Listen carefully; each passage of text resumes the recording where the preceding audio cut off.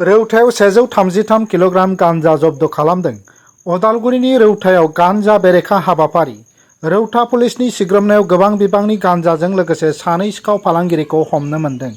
स्रोद सुलुंनिफ्राय बिथा खालामनानै लालफुल पुलिस थानानि मावख'गिरि मनज चुटियानि दैदेननायाव रौता पुलिस थानानि बिबानगिरि उदान्त बसुमतारिनि दैदेननायाव पुलिसनि मोनसे गेदेर हानजाया रौता पुलिस थानानि सिङाव थानाय 5 नं माजुलि गामियाव सिग्रोमदोंमोन।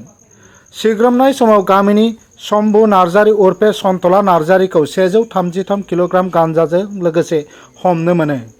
रौता पुलिसआ उनाव NDPS एक्टनि सिङाव धारा नं 28/25 US 20 B2C नि सिङाव मोनसे केस रेजिस्टार खालामो आरो नायबिजिरनायखौ जागायो।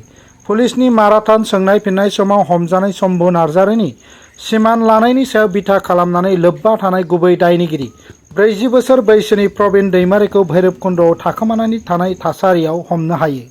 दायनिगिरिखौ बृहस्पतिबाराव रौता पुलिसआ जोबथेसालिसिम दैथायहरो। माजबाटनिफ्राय जतिन नाथनि रिपर्ट NBT लाइभ।